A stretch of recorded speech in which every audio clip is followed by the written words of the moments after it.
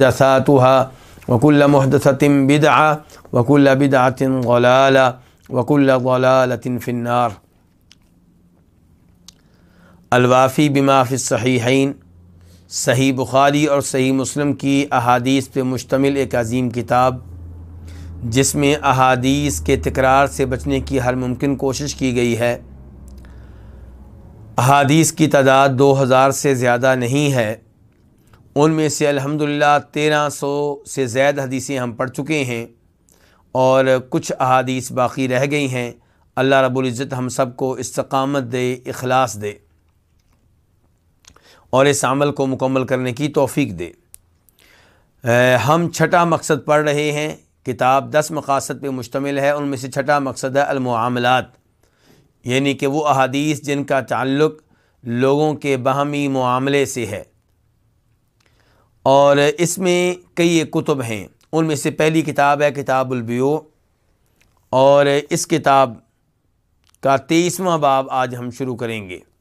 باب بیوع منہی عنہا، یہ باب ہے ایسی بیع کے بارے میں جو ممنوع ہے، یعنی کہ کون کون سی بیع ہیں جو جائز نہیں ہیں، جن سے منع کیا گیا ہے، جن سے روکا گیا ہے، اس بارے میں یہ باب ہے۔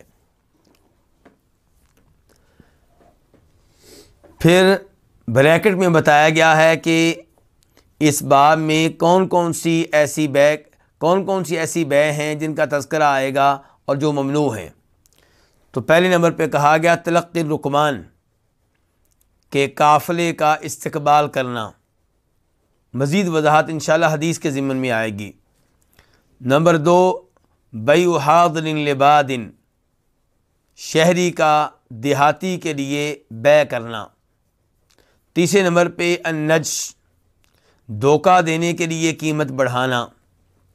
چوتھے نمبر پہ المسرہ، ایسے جانور کو بیچنا جس کے تھنوں میں دودھ روک لیا گیا ہو تاکہ دودھ زیادہ محسوس ہو۔ اور 5ویں نمبر پہ بیع الرجل علی بیع اخی، اپنے بھائی کی بیع پہ بیع کرنا۔ اب ہم بڑھتے ہیں حدیث کی طرف۔ حدیث نمبر 1303 1303 قاف۔ اس حدیث کے بیان کرنے پہ اتفاق ہے کس کس کا؟ امام بخاری کا اور امام مسلم کا۔ عن ابی ہریرہ رضی اللہ عنہ، روایت ہے جناب ابو ہریرہ رضی اللہ تعالیٰ عنہ سے، ان رسول اللہ صلی اللہ علیہ وسلم قال، کہ بے شک رسول اللہ صلی اللہ علیہ وسلم نے فرمایا، لا تلقوا الرکبان، تجارتی قافلوں کا استقبال نہ کرو۔ اس سے کیا مراد ہے؟ اس سے مراد یہ ہے کہ جب آپ کو پتہ چلے کہ کوئی قافلہ تجارتی سامان لے کر آ رہا ہے تو آپ اپنے شہر سے باہر پہنچ جائیں اور وہاں پہنچ کر قافلے والوں سے کہیں کہ ہمیں سامان بیچ دو، اور ساتھ ساتھ آپ ان کو ڈرائیں، کہیں کہ یہ جو سامان تم لے کر آئے ہو آج کل اس کا کوئی ریٹ نہیں ہے، پتہ نہیں کیسے یہ بکے گا، حالات سازگار نہیں ہیں۔ اس طرح کی باتیں کر کے آپ ان سے سستے داموں خرید لیں اور پھر بازار میں لا کر مہنگے دام بیچیں، تو یہ ایسا کرنا درست نہیں ہے۔ تو اس میں دھوکہ ہے۔ کن کو؟ جو سامان لے کر آ رہے ہیں، ان بیچاروں کو پتہ نہیں کہ شہر میں کیا صورتحال ہے، کیا ریٹ چل رہا ہے، تو آپ پہلے ہی باہر جا کے ان سے سامان خرید لیتے ہیں، تو اس سے روکا گیا ہے۔ فرمایا لا تلقوا الرکبان، کہ تجارتی قافلے ان کا استقبال نہ کرو، شہر سے باہر جا کر ان سے نہ ملو۔ ولا یبیع بعضکم علی بیع بعض، اور تم میں سے کوئی کسی کی بیع پہ بیع نہ کرے۔ اس سے کیا مراد ہے؟ اس سے مراد یہ ہے کہ جب دو آدمی بیع کر رہے ہیں اور تقریباً ان کی بیع ہو چکی ہے، اور اب کیا ہے کہ اب وہ ایک ساتھ ہیں، جو ہی ان میں سے کوئی ایک جدا ہوگا تو بیع کیا ہو جائے گی؟ پکی ہو جائے گی۔ تو ریٹ طے ہو چکا ہے، سب کچھ ہو چکا ہے، اوپر سے آپ پہنچ جاتے ہیں اور آپ اس شخص سے کہتے ہیں، مثال کے طور پہ جس نے وہ چیز خریدی ہے، آپ کہتے ہیں کہ بھی آپ نے یہ گاڑی خریدی ہے 10 لاکھ روپے کی، جبکہ ایسی گاڑی میں آپ کو 9 لاکھ روپے میں دے دوں گا، 9,50,000 روپے میں دے دوں گا۔ یا آپ کہتے ہیں کہ اس سے بہتر گاڑی میں آپ کو 10 لاکھ روپے میں دے دوں گا، آپ نے یہ گاڑی ان سے 10 لاکھ روپے میں طے کی ہے، میں اس سے اچھا ماڈل آپ کو 10 لاکھ روپے میں ان کے دیتا ہوں، آپ میرے ساتھ آئیں۔ تو یہ اپنے بھائی کی بے پہ کیا ہے؟ بے ہے۔ شریعت نے اس سے روکا ہے۔ دیکھیے ہمارا دین کتنا عظیم ہے۔ اللہ کا شکر ادا کریں، میں بھی اور آپ بھی، کہ اللہ نے ہمیں کتنا عظیم دین دیا ہے اور اللہ نے ہمیں ہدایت دی ہے کہ ہم اس دین کے اوپر ہیں۔ دیکھیے کتنے عظیم اصول دیے جا رہے ہیں کہ تم میں سے کوئی کسی کی بے پہ بے نہ کرے، اگر کریں گے تو کیا ہوگا؟ لڑائی ہوگا، جھگڑا ہوگا، یا آپ قتل ہوں گے یا وہ قتل ہوگا، گولی چلے گی، ایک دوسرے کو گالیاں دیں گے، ایک دوسرے کا گریبان پکڑیں گے، ورنہ کم از کم دل میں بغض و عداوت پیدا ہو جائے گی۔ تو کتنے سنہری اصول ہیں جو اسلام نے ہمیں دیے ہیں، ہمیں بنانے نہیں پڑے، ورنہ دیگر ادیان کے لوگ ایسے اصول خود بناتے ہیں، پھر پتہ چلتا ہے کہ اصول صحیح نہیں بن سکا، اس کو توڑ دیتے ہیں، پھر ترمیم کرتے ہیں، پھر یعنی کہ نیا قانون لے کر آتے ہیں۔ اور ہمیں ایسا دین دیا گیا جو اللہ کی طرف سے ہے، اللہ کے رسول کی طرف سے ہے، قیامت تک کے لیے ہے۔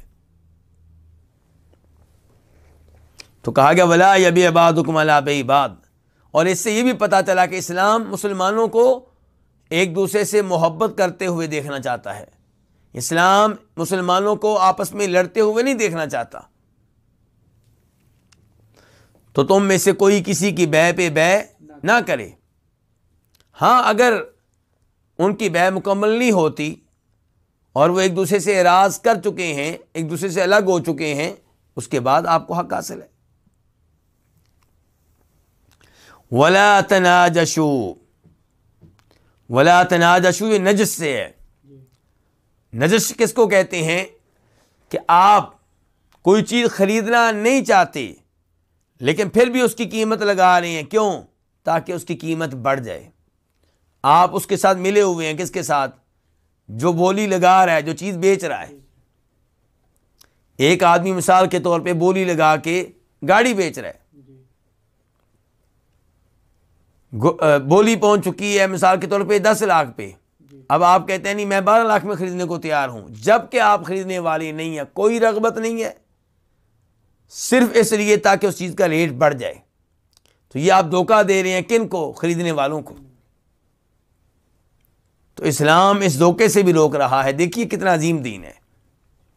فرمایا وَلَا تَنَاجَشُوا، دھوکے کے طور پہ قیمت مت بڑھاؤ، یعنی کہ ایک دوسرے کو دھوکہ نہ دو۔ مراد کیا ہے؟ قیمت میں اضافہ کر کے ایک دوسرے کو دھوکہ نہ دو۔ وَلَا يَبِعْ حَاضِرٌ لِبَادٍ، اور چوتھا اصول کیا ہے کہ حاضر سے مراد ہے یہاں پہ شہری، اور بادن جو لفظ آئے اس سے مراد کیا؟ دیہاتی۔ کوئی شہری کسی دیہاتی کے لیے بے نہ کرے۔ کیا مطلب؟ دیہاتی اپنا سامان لے کر آیا ہے، گاؤں سے کیا لے کر آیا ہے؟ جو فصل اس نے بوئی تھی وہ لے کر آیا، گندم لے کر آیا ہے، چاول لے کر آیا ہے، سبزیاں لے کر آیا ہے۔ اب آپ اس کے ایجنٹ بن جاتے ہیں، اس سے کہتے ہیں کہ بھائی یہ سامان جو ہے میں آپ کا بیچوں گا۔ شریعت چاہتی ہے اس دیہاتی کو خود بیچنے کا موقع دیا جائے، کیوں؟ کیونکہ وہ بیچے گا تو ریٹ مناسب لگائے گا، اور اگر آپ اس کا حصہ بنے تو آپ ریٹ کو بڑھائیں گے، لوگوں کو کیا ہوگا؟ نقصان ہوگا۔ تو یہاں پہ جو روایت ہمارے سامنے کیا کہا گیا کہ وَلَا يَبِعْ حَاضِرٌ لِبَادٍ، کوئی شہری کسی دیہاتی کے لیے بے نہ کرے، اس کا سامان نہ بیچے۔ اور عبداللہ ابن عباس اس لفظ کی وضاحت کرتے ہیں اور کہتے ہیں اس کا ایجنٹ نہ بنے۔ اور یہ جو وضاحت عبداللہ ابن عباس کی، یہ حدیث نمبر 2158 میں ہے بخاری شریف میں۔ اس کا مطلب یہ ہوا کہ اگر کوئی فی سبیل اللہ کسی دیہاتی کے ساتھ تعاون کرنا چاہتا ہے اور اس کے ساتھ مل کے سامان بیچتا ہے تو بیچے۔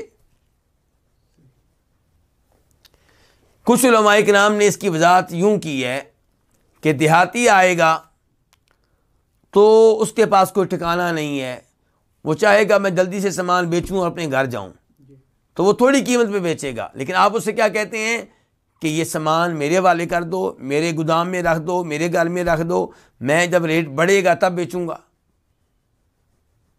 تو یہ بھی غلط ہے۔ اس لحاظ سے غلط ہے کہ نبی علیہ الصلوۃ والسلام کا فرمان ہے کہ شہری دیہاتی کے لیے بیع نہ کرے۔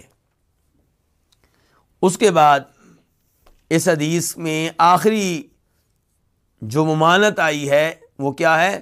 وَلَا تُسَرُّ الْغَنَمْ، اور بکریوں کا دودھ مت روکو،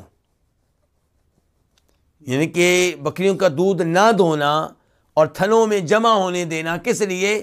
کہ بکری بیچنی ہے، تاکہ دیکھنے والے سمجھیں کہ یہ بکری بہت زیادہ دودھ دیتی ہے۔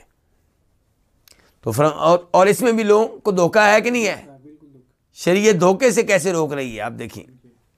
وَلَا تُسَرُّ الْغَنَمْ، اور فرمایا بکریوں کا دودھ نہ روکو، اور وہ جانور جس کا دودھ روک لیا جائے اس کو کہتے ہیں مسرہ،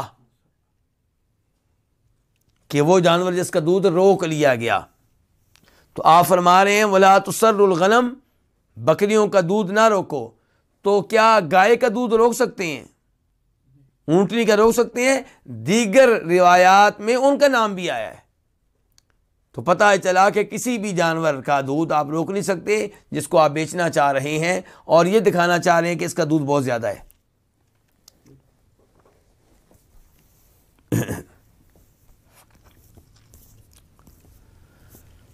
وَمَنِ ابْتَاعَهَا، آپ فرماتے ہیں کہ جو ایسا جانور خرید لے، کیسا؟ مسرہ، ایسا جانور جس کا دودھ روک لیا گیا ہو، اس کو خرید لے، فَهُوَ بِخَيْرِ النَّظَرَيْنِ، تو وہ دو چیزوں میں سے بہترین پہ ہے، یعنی کہ دو چیزوں میں سے جو اسے اچھی لگے وہ اختیار کر لے۔ فَهُوَ، تو وہ شخص جو ہے بِخَيْرِ النَّظَرَيْنِ، دو چیزوں میں سے خیر بہترین پہ ہے، جو اس کو اچھی لگے، جو اس کو بہتر لگے۔ بعد ان يحتلبها، اس کو اختیار کب دیا جا رہا ہے؟ اس کا دودھ دھو لینے کے بعد، یعنی کہ بکری خریدی، گائے خریدی، اونٹنی خریدی، بھینس خریدی، یہ سمجھ رہا تھا کہ اس کا دودھ بہت زیادہ ہے، گھر میں آ کے دودھ جب اس کا دودھ نکالا گیا، دوہا گیا، تو وہ کیا نکلا؟ وہ پہلی بار تو زیادہ نکلا، دوسری بار کم، تیسری بار اور کم۔ اب پشیمان ہے، پریشان ہے، اب دیکھتا ہے کہ سوچتا ہے کیا حل نکلے گا۔ تو شریعت کہتی ہے کہ تمہیں دو چیزوں میں سے ایک کی چوائس دی جا رہی ہے، تمہیں دو چیزوں کی چوائس دی جا رہی ہے، ایک کو اختیار کر لو۔ کیا ہے؟ ان رضیہا امسکہا، اگر اس کو اچھا لگے تو اس کو اپنے پاس رکھ لے، روک لے، یعنی کہ واپس نہ کرے۔ پتہ چل گیا کہ دودھ اس کا اتنا نہیں ہے جتنا ظاہر ہو رہا تھا، ظاہر ہو رہا تھا 15 کلو، نکلا ہے 10 کلو، لیکن وہ خوش ہے، پھر بھی کہتا ٹھیک ہے کوئی بات نہیں، اب کون واپس کرنے جائے، 10 کلو بھی بہت زیادہ ہے، تو ٹھیک ہے۔ وَإِن سَخِطَهَا، اور اگر اسے اچھا نہ لگے، اگر وہ اس پہ راضی نہ ہو، رَدَّهَا، تو اس کو واپس کر دے، جس سے خریدا اس کو کیا کرے؟ واپس کرے۔ وَصَاعًا مِّن تَمْرٍ، لیکن ساتھ ہی کھجوروں کا ایک سا واپس کرے۔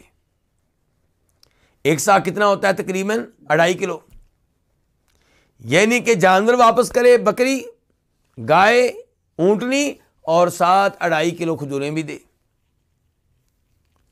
کھجوریں کیوں دینی ہیں؟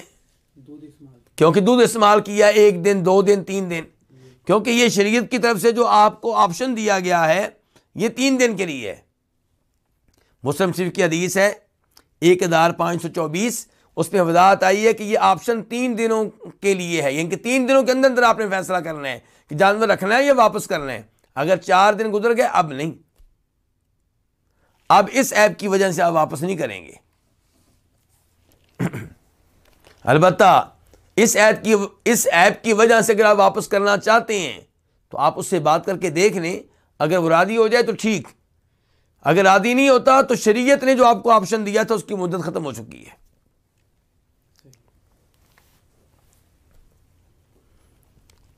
یہ حدیث بڑی عظیم حدیث ہے، اور اس کے راوی کون ہے جناب؟ ابو ہریرہ رضی اللہ تعالی عنہ۔ اس حدیث کے مسائل میں سے جو آخری مسئلہ ہے کہ وہ جانور جس کا دودھ روک لیا گیا، جس کو عربی میں کیا کہتے ہیں، مسرہ، اس کے بارے میں شریعت نے آپشن دیا، واپس کرنا چاہتے ہیں واپس کر دیں، اپنے پاس رکھنا چاہتے ہیں رکھ لیں، لیکن واپس کریں گے تو ساتھ 1 سا کھجوروں کا 2.5 کلو کھجوریں بھی واپس کرنا ہوں گی۔ تو یہ جو حدیث کا آخری حصہ ہے اسے کئی علماء کرام نے اور کئی مسالک نے قبول نہیں کیا، افسوس سے کہنا پڑتا ہے کہ انہوں نے اسے قبول نہیں کیا۔ ان میں سے ایک امام ابو حنیفہ رحمہ اللہ ہیں، اور دیگر کئی علماء کرام بھی ہیں۔ یہ کیا کہتے ہیں؟ کہتے ہیں دودھ روک لینا کوئی ایسا عیب نہیں ہے کہ جس کی وجہ سے آپ جانور واپس کریں۔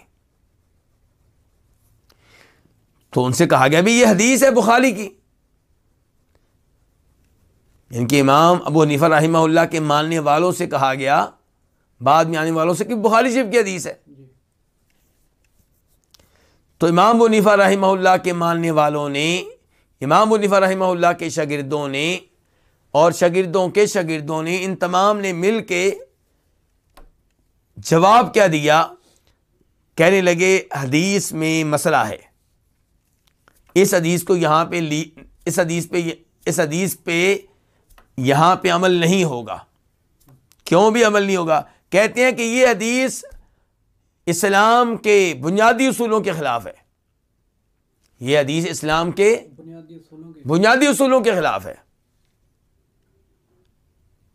کہتے ہیں اگر ہم اس حدیث کو لیتے ہیں تو اسلام کے بنیادی اصولوں پہ حرف آتا ہے، وہ مشکوک ٹھہرتے ہیں۔ اس لیے بجائے اس کے کہ آپ اسلام کے بنیادی اصولوں کو ریجیکٹ کریں، آپ اس حدیث کو ریجیکٹ کر دیں، اس کو لینے سے انکار کر دیں، تو اس کا معاملہ ہلکا ہے اسلام کے بنیادی اصولوں کو ریجیکٹ کرنے کے مقابلے میں۔ آئیے ذرا اس مسئلے کو سمجھنے کی کوشش کرتے ہیں، میں آپ کی توجہ چاہوں گا۔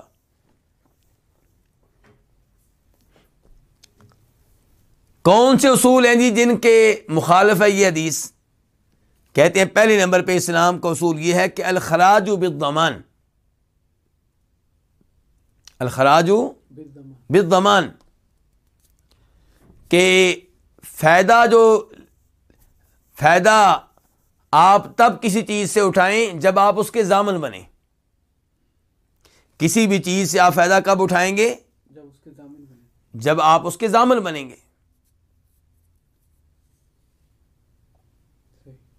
جب آپ کسی چیز کے ضامن بن گئے آپ کو فائدہ اٹھانے کا حق حاصل ہے۔ تو کہتے ہیں یہاں پہ کیا ہوا ہے، اور یہ جو الفاظ الخراج بالضمان کہ فائدہ جو ہے وہ ضمانت کے بدلے میں ہے، یہ ابو داؤد شریف کی حدیث ہے اصل میں، جس کا نمبر ہے 3518، اور شیخ البانی رحمہ اللہ نے اس کو حسن درجے کی قرار دیا ہے۔ کہتے ہیں بھئی اس حدیث میں کہا جا رہا ہے کہ کیا واپس کرے گا؟ جانور کے ساتھ ساتھ 1 سا کھجوروں کا واپس کرے گا، 2.5 کلو کھجوروں میں واپس کرے گا۔ بھئی کیوں واپس کرے؟ اسلام کا اصول الخراج بالضمان یہ کہتا ہے کہ کھجوریں واپس نہیں کی جائیں گی، کھجوریں نہیں دی جائیں گی۔ کیوں جی؟ کہتے ہیں الخراج بالضمان کا مطلب یہ ہے کہ جب آپ کسی چیز کے ضامن ہیں تو اس کا فائدہ اٹھانے کا بھی حق آپ ہی کو حاصل ہے۔ جن دنوں یہ بکری، یہ اونٹنی، یہ گائے، یہ بھینس مشتری کے پاس تھی، خریدنے والے کے پاس تھی، ان دنوں اگر چوری ہو جاتی تو کون ذمہ دار ہوتا؟ وہ خریدنے والا ہی ذمہ دار ہوتا نا۔ تو جب ضامن وہ تھا، نقصان ہوتا تو وہ اس کے اوپر تھا، تو ان دنوں جو فائدہ تھا وہ بھی اسی کا حق ہے۔ تو دودھ پیتا رہا ہے تو پھر کیا ہو گیا؟ دودھ پیتا رہا تو پھر کیا ہو گیا؟ تو اس لیے الخراج بالزمان، کہ جب آپ کسی چیز کے ضامن ہیں تو فائدہ آپ کو اٹھانے کا حق حاصل ہے۔ یہ اصول بتاتا ہے کہ یہاں پہ جو کہا جا رہا ہے کہ ایک ساتھ کھجوریں واپس کرے، یہ اصول درست نہیں ہے، اور چونکہ اس حدیث میں آیا ہے اس لیے یہ حدیث جو ہے قابل عمل نہیں رہی۔ تو کیا کہا گیا تھا اس حدیث کو کیوں نہیں لیا جائے گا؟ کیونکہ اسلام کے کئی بنیادی اصولوں کے خلاف ہے۔ تو پہلا اصول کیا نکلا؟ الخراج بالزمان۔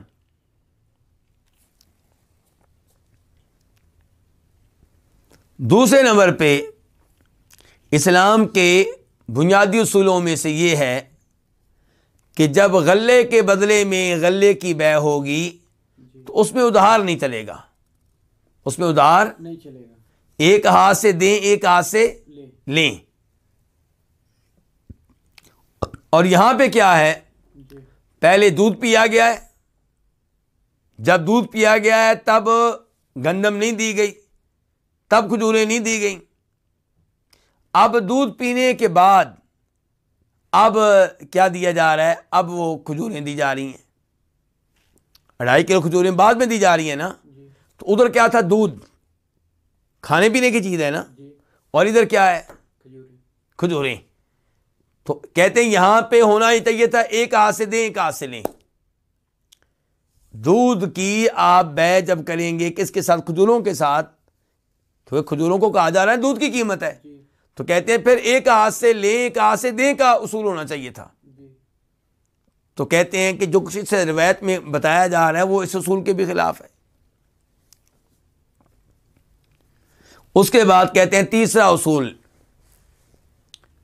وہ یہ ہے کہ جب آپ سے کوئی چیز ضائع ہو جائے، کسی کی کوئی چیز آپ سے کیا ہو گئی ہے؟ ضائع ہو گئی، آپ کسی کی چیز کو توڑ بیٹھے، آپ اس کو تباہ و برباد کر بیٹھے، اب آپ اسے کیا دیں گے؟ یا تو آپ قیمت دیں اس کی، اور یا پھر آپ ویسی چیز دیں، یا قیمت دیں یا پھر ویسی چیز دیں۔ اب یہاں پہ کیا کیا تھا جی؟ مشتری نے دودھ پیا تھا، ایسے ہی ہے، جتنے دن تک اس کے پاس بکری رہی، اونٹنی رہی، گائے رہی، بھینس رہی، دودھ پیتا رہا، اور پی گیا، اپنے پیٹ میں داخل کر لیا، بچوں کو اس نے پلا دیا۔ اب وہ دودھ موجود نہیں ہے، اب اس کا معاوضہ اگر ادا کرنا ہے تو کیا ہونا چاہیے؟ قیمت ہونی چاہیے، 1 دینار، 2 دینار، 1 درم، 2 درم، 1 روپیہ، 2 روپے، 100 روپے، ڈالر، پاؤنڈ، کوئی قیمت ہونی چاہیے۔ جی بالکل۔ اور یا پھر وہی چیز ہونی چاہیے، کیا؟ دودھ ہونا چاہیے۔ 10 کلو دودھ پیا، 10 کلو دودھ واپس کر دیں آپ، 15 کلو دودھ پیا، 15 کلو دودھ واپس کر دیں۔ لیکن یہ کیا ہوا کہ پیا دودھ ہے اور بدلے میں نہ قیمت دی جا رہی ہے نہ دودھ دیا جا رہا ہے، بلکہ کیا دی جا رہی ہیں؟ کھجوریں دی جا رہی ہیں۔ کہتے ہیں کہ یہ بھی اسلام کے بنیادی اصولوں کے خلاف ہے۔ چوتھے نمبر پہ کہتے ہیں کہ جب طعام کی طعام سے بیع ہو رہی ہے، کھانے پینے والی ایک چیز کی کھانے پینے والی دوسری چیز سے بیع ہو رہی ہے، ادھر کیا ہے؟ دودھ ہے، ادھر کیا ہے؟ کھجوریں ہیں۔ تو اس میں اصول یہ بھی چلے گا کیا کہ دونوں کی مقدار کیا ہونی چاہیے؟ برابر۔ کہتے برابر ہونی چاہیے، لیکن یہاں پہ کیا ہے؟ دودھ اور کھجوریں، یہاں پہ دودھ کا پتہ ہی نہیں ہے۔ برابر چلو نہ ہو، کم از کم معلوم ہو۔ اگر آپ یہاں پہ برابری کا اصول نہیں اپناتے تو کم از کم کیا ہونا چاہیے؟ معلوم تو پتہ ہو کہ آپ جو کھجوریں دے رہے ہیں کتنے کلو دودھ کے بدلے میں دے رہے ہیں۔ یہاں پہ دودھ پتہ ہی نہیں ہے کہ اس نے پہلی بار جب دودھ نکالا تھا تو کتنا تھا، دوسری بار کتنا تھا، تیسری بار کتنا تھا۔ وہ دودھ پیتا رہا ہے اور بدلے میں جو ہم قیمت دے رہے ہیں وہ ایک ہی ہے۔ اگر بکری کا دودھ 5 کلو پیا گیا ہے مثال کے طور پہ، تو پھر بھی ہم نے 2.5 کلو کھجوریں دینی ہیں۔ اگر بکری کا دودھ 10 کلو پیا گیا ہے پھر بھی ہم نے 2.5 کلو کھجوریں دینی ہیں۔ بھینس کا پیا گیا مثال کے طور پہ 15 کلو، پھر بھی ہم نے کیا دینی ہے؟ 2.5 کلو کھجوریں دینی ہیں۔ اونٹنی کا پیا گیا 30 کلو، پھر بھی ہم نے کیا کرنا ہے 2.5 کلو کھجوریں دینی ہیں. جی تو کہتے ہیں کہ یہ سب چیزیں کیا بتا رہی ہیں کہ یہ حدیث جو ہے یہ اسلام کے بنیادی اصولوں کے کیا ہے؟ خلاف ہے. اس لیے اس کو کیا کیا جائے؟ رد کر دیا جائے. جی اور کچھ علماء کرام نے یہ کہا، اللہ ان کو ہدایت دے، کہ یہ راوی بھی حدیث کے ہیں ابو ہریرہ. حدیث کے راوی کون ہے؟ ابو ہریرہ رضی اللہ عنہ. اور یہ بڑے نیک ہوں گے، بڑے محدث ہوں گے، بڑا حافظہ تیز ہوگا، لیکن فقیہ نہیں تھے. کیا کہتے ہیں؟ غیر فقیہ تھے، فقیہ نہیں تھے. جی یعنی کہ حدیث یاد کرنے والے ضرور تھے، لیکن شریعت کے گہرے مسائل سمجھ نہیں. ان کو سمجھنا اور قیاس کرنا، اسلام کے بنیادی اصولوں کو کہاں پہ کیسے چسپاں کرنا ہے، کیسے نافذ کرنا ہے، ان چیزوں میں اس معیار اور مرتبے پہ نہیں تھے جس مرتبے پہ ہونا چاہیے. تو کہتے ہیں کہ یہ حدیث کس کی ہے؟ غیر فقیہ صحابی کی ہے، اور اسلام کے بنیادی اصولوں سے ٹکرا رہی ہے، تو اس وجہ سے بھی اس کو رد کر دیا جائے. اب اس سب کا کیا علاج ہے جی؟ کیا جواب ہے سب کا؟ پہلے نمبر پہ تو میں یہ کہوں گا کہ مالکیوں میں سے ایک فقیہ گزرے ہیں، ان کا نام ہے ابن رشد. وہ کہتے ہیں یہ ساری گفتگو ذکر کرنے کے بعد، یہ سارے اعتراضات ذکر کرنے کے بعد، ان تمام اصولوں کا تذکرہ کرنے کے بعد کہتے ہیں اب خلاصہ یہ ہے کہ یہ تمام اصول اپنی جگہ پہ، لیکن جب حدیث صحیح ہے تو صحیح حدیث کو یہاں پہ لیا جائے گا، اور اس جگہ پہ ان اصولوں کو نافذ نہیں کیا جائے گا. اور یہی ایک مسلمان کا کام ہونا چاہیے. یہ عجیب بات ہے کہ آپ اسلام کی ایک چیز کو دوسری چیز کے ساتھ ان کے ٹکرانے کی کوشش کریں. کیوں آپ ایسا کرتے ہیں؟ آپ یہ کہیں کہ باقی معاملات میں اسلام کے اصول چلیں گے، اس مسئلے میں یہ حدیث آ گئی ہے، اس لیے یہاں پہ یہ حدیث چلے گی، بات ختم. اور جتنے آپ لوگوں کے اعتراضات ہیں ان سب کا جواب علماء کرام نے دیا ہے، لیکن جو ابن رشد نے دیا یہ اکیلا ہی کافی ہے. کیا کہ حدیث آ گئی، کہانی ختم. اب مثال کے طور پہ آپ کی یہ باتیں دی، دودھ کبھی اتنا ہوگا کبھی اتنا ہوگا، اور 2.5 کلو کھجوریں وہ 2.5 کلو ہی رہیں گی، تو اس کا جواب علماء کرام یہ دیا ہے کہ 2.5 کلو کھجوریں مقرر کرنے کا مقصد جھگڑا ختم کرنا ہے. اب اگر یہ کہا جاتا جی جتنا دودھ پیا ہے اسی لحاظ سے کھجوریں دیں، تو جناب ایک نیا یہ جھگڑے کا دروازہ کھل جاتا. خریدنے والا اور اب واپس کرنے والا بکری کو، بھینس کو، گائے کو، اونٹنی کو، وہ کہتا جی ہم نے دودھ 10 کلو پیا ہے. وہ کہتے یہ ممکن ہی نہیں ہے. جب تم پہلی بار بکری لے کر آئے تھے، بھینس لے کر آئے تھے، 15 کلو دودھ تو اسی وقت موجود تھا. اب پنچایتیں بیٹھتی، جھگڑے ہوتے، تو اسلام تو جھگڑا ختم کرنا چاہتا ہے. مقرر کر دیا 2.5 کلو کھجوریں. اس میں یہ نہیں دیکھا گیا دودھ کتنا پیا گیا کتنا نہیں پیا گیا. اور اس کے بعد جہاں تک تعلق ہے اس تہمت اور الزام، اس تہمت کا تعلق ہے، اس الزام کا تعلق ہے کہ ابو ہریرہ فقیہ نہیں تھے، تو امام بخاری رحمہ اللہ نے بخاری شریف میں کیا کیا؟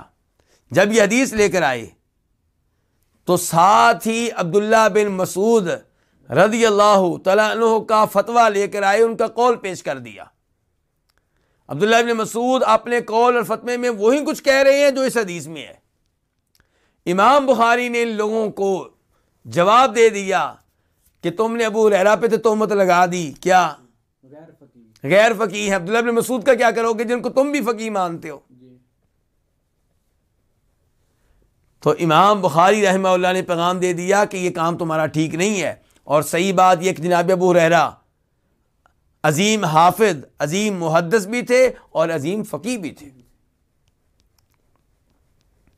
اور اس کے لیے کئی ایک مثالیں آپ کو کتب حدیث میں ملیں گی، کتب فقہ میں ملیں گی، جن سے پتہ چلے گا کہ ابو ہریرہ کتنے عظیم فقیہ تھے.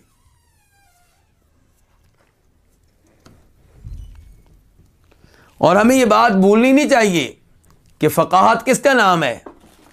قرآن و حدیث کے ذریعے مسائل اخذ کرنے کا، استنباط کرنے کا اور ان پہ قیاس کرنے کا نام ہے۔ جی جس کے پاس احادیث کا علم نہیں ہے وہ کیا قیاس کرے گا؟ بالکل۔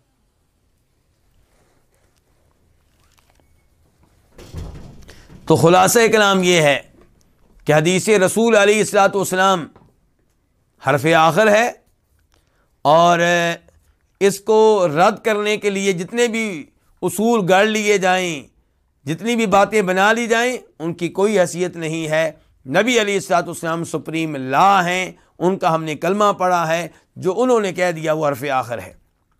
تو اگر کوئی ایسی اونٹنی خرید بیٹھتا ہے، ایسی گائے، ایسی بکری جس کا بظاہر دودھ زیادہ لگ رہا تھا، لیکن پتہ چلا ایک دو دنوں کے اندر کہ دودھ اس میں کم ہے، اور سمجھے کہ میرے ساتھ دھوکہ ہو گیا ہے، تو وہ 3 دنوں کے اندر اندر ایسی بکری کو، ایسی گائے کو، ایسی اونٹنی کو واپس کر سکتا ہے، لیکن ساتھ 2.5 کلو کھجوریں بھی دے گا۔ واللہ تعالی اعلم۔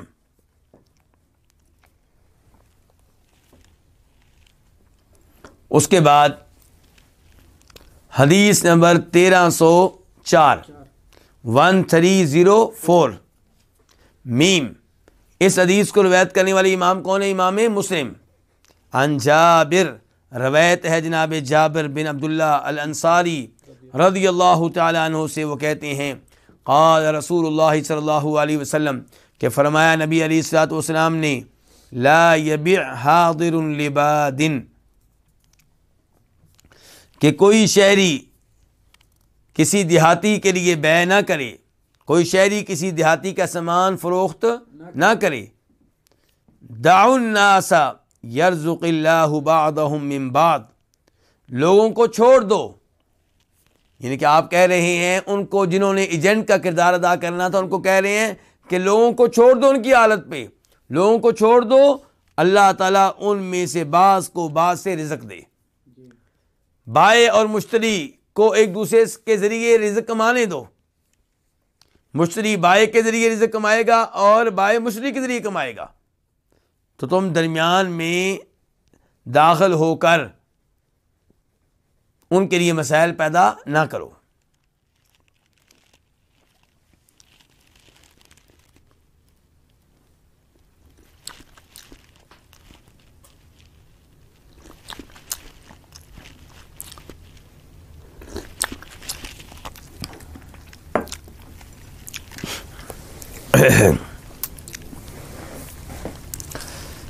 اب ہم بڑھتے ہیں باب نمبر 24 کی طرف۔ باب الشروط فی البیع، بیع میں کوئی شرط لگانا، بیع میں شرطیں لگانا کہ میں آپ کو چیز بیچتا ہوں لیکن میری یہ شرط ہے، تو یہ کیسا ہے؟ حدیث نمبر 1305 1305 قاف۔ اس حدیث کے بیان کرنے پہ اتفاق ہے کس کا؟ امام بخاری کا اور امام مسلم کا۔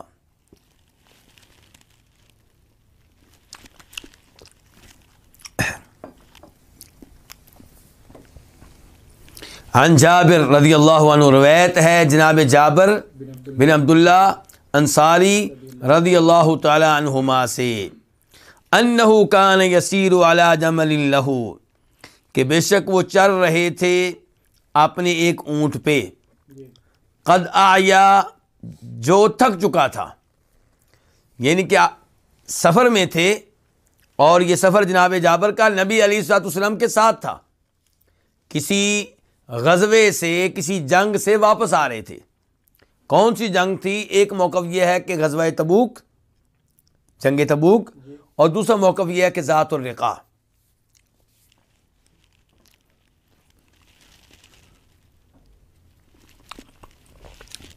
بہرحال کہتے ہیں کہ وہ اپنے اونٹ پہ چل رہے تھے، قد آیا، جو تھک چکا تھا، یعنی کہ تھکنے کی وجہ سے پیچھے پیچھے رہ رہا تھا۔ فمر النبی صلی اللہ علیہ وسلم، تو نبی علیہ الصلوۃ والسلام گزرے، یعنی کہ جابر کے پاس سے، جابر کے اونٹ کے پاس سے آپ گزرے۔ فضربہ، تو آپ نے اسے مارا، کس کو؟ اونٹ کو۔ اور مسند احمد اور مسلم شریف کی روایت میں وضاحت ہے اپنے پاؤں کے ساتھ، یعنی کہ ہلکا سا پاؤں آپ نے مارا ہوگا اس کو۔ فدعا لہ، تو آپ نے اس کے لیے دعا کی، کس کے لیے؟ اونٹ کے لیے. فسار بسیر لیس یسیر مثلہ، تو وہ ایسی چال چلنے لگا جیسی چال وہ نہیں چلا کرتا تھا، یعنی کہ بہت تیز رفتار ہو گیا. جناب جابر نے وضاحت کی ہے، دیگر روایات میں وضاحت آئی ہے کہ جناب جابر کہتے ہیں میں اس کی لگام کو پکڑ کے اسے روک رہا ہوں اور وہ میرے ہاتھوں سے نکل رہا ہے.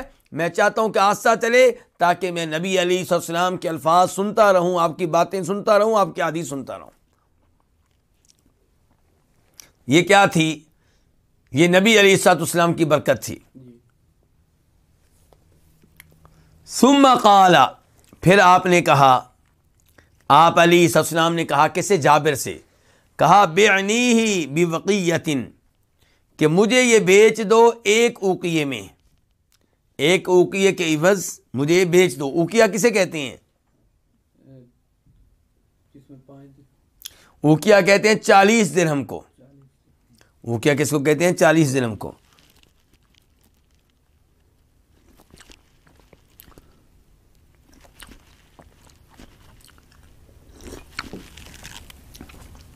آپ نے کہا مجھے یہ ایک اوقیے کے بدلے میں بیچ دو.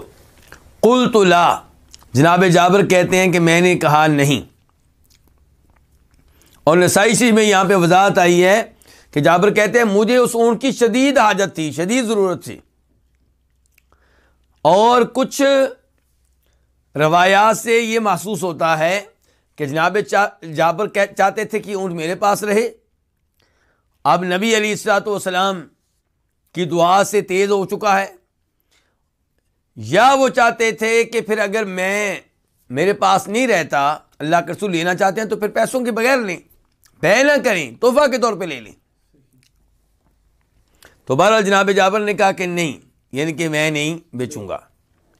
ثم قال، پھر آپ علیہ السلام نے کہا، بعنیہ بوقیہ، جابر مجھے یہ بیچ دو ایک اوقیے کے بدلے میں. فبعتہ، تو میں نے اس کو بیچ دیا. فاستثنیت حملانہ الی اہلی، تو میں نے شرط لگائی اس کے مجھے اٹھانے کی، یعنی کہ میں اس کے اوپر بیٹھوں گا کہاں تک؟ الی اہلی، اپنے گھر والوں تک، یعنی کہ گھر تک اونٹ میرے پاس رہے گا. اگرچہ بیع ہو گئی ہے، نبی علیہ السلام نے اونٹ خرید لیا ہے، میں نے آپ کو دے دیا ہے، لیکن قبضہ بھی نہیں دوں گا. شرط لگا لی کہ اس شرط میں بیچتا ہوں کہ قبضہ کہاں جا کے ملے گا؟ مدینہ جا کے ملے گا. تو بیع میں شرط لگائی گئی کہ نہیں لگائی گئی؟ اس کا مطلب ہے شرط بیع میں لگائی جا سکتی ہے. آپ کو چیز بیچتے ہیں، گھر بیچتے ہیں، آپ کہتے ہیں قبضہ آپ کو جناب 6 مہینے کے بعد ملے گا، قبضہ آپ کو 1 مہینے کے بعد ملے گا. گاڑی آپ بیچتے ہیں، قبضہ آپ کو کل ملے گا، تو اس میں کوئی حرج نہیں ہے. بیع میں ایسی شرط لگائی جا سکتی ہے.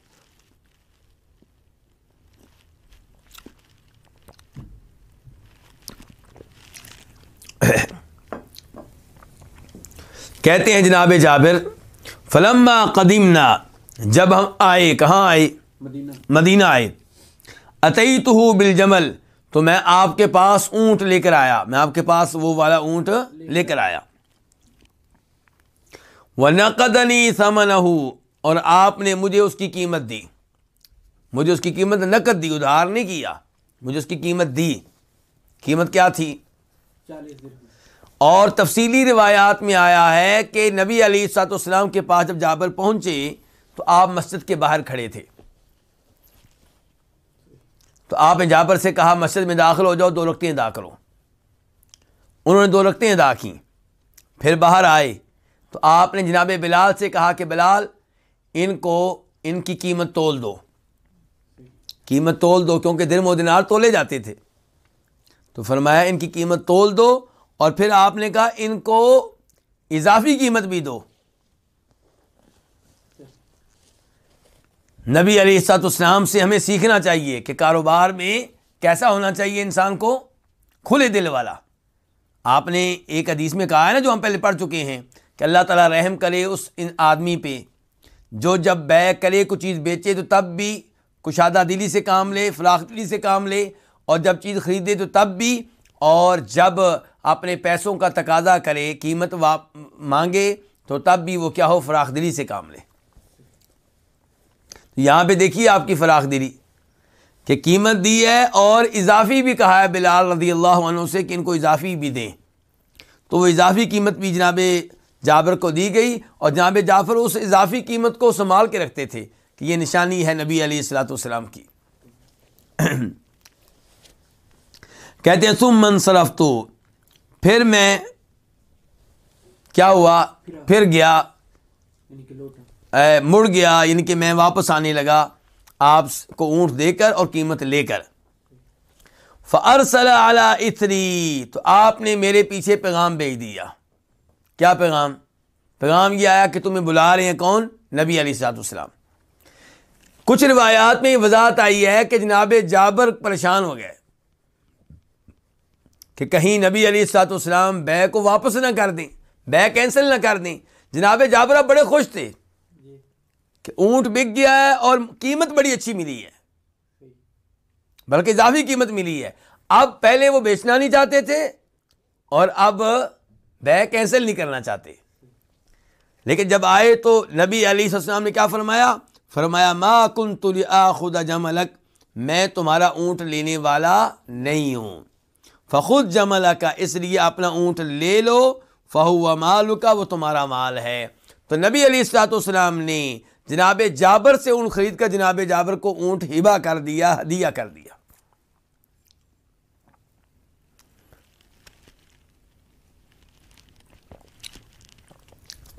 کتنے عظیم ہیں ہمارے نبی۔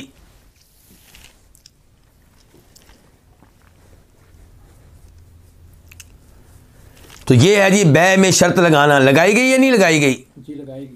ہاں جی، شرط لگائی گئی تھی کہ میں مدینے تک اس پہ سواری کروں گا۔ اونٹ بھیج دیا آپ کو، لیکن مدینے تک میری شرط یہ ہے کہ مدینے تک سواری میں کروں گا، پھر میں بھیجتا ہوں۔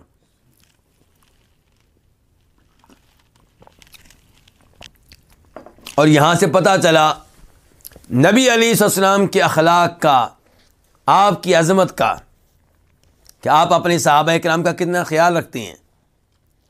جناب جابر چونکہ کیا تھے، ان کے والد فوت ہو چکے تھے اور کئی بہنیں چھوڑ کے گئے تھے، ان کی ذمہ داری یہ اٹھائے ہوئے تھے، اور باپ قرضہ بھی بہت چھوڑ کے گئے تھے، وہ بھی انہوں نے اتارنا تھا۔ تو ان کے حالات کو اتنے زیادہ اچھے نہیں تھے، تو نبی علیہ الصلوۃ والسلام نے ان سے اونٹ خرید کر ان کی مدد کرنا چاہی ہے، تو ان سے اونٹ خرید کر آپ نے اونٹ بھی واپس کر دیا ہے اور قیمت بھی ان کے پاس رہنے دی ہے۔ تو یہ ہے عظمت ہمارے نبی علیہ الصلوۃ والسلام کی۔ اور شاید یہ طریقہ اختیار کر کے آپ نے یہ بھی پیغام دے دیا کہ آپ ہاتھ پھیلانے والے نہ بنیں، مانگنے والے نہ بنیں، محنت کر کے، تجارت کر کے، کاروبار کر کے کھائیں پئیں۔ تو جناب جابر کو آپ نے یہ یعنی کہ پیسے بطور ہدیہ دینے کی بجائے کاروبار آپ نے تجارت کی شکل اختیار کی ہے۔ پہلے ان کو اونٹ خریدا ہے اور پھر ان کو ان کا اونٹ واپس کر دیا ہے اور قیمت بھی ان کے پاس رہنے دی ہے۔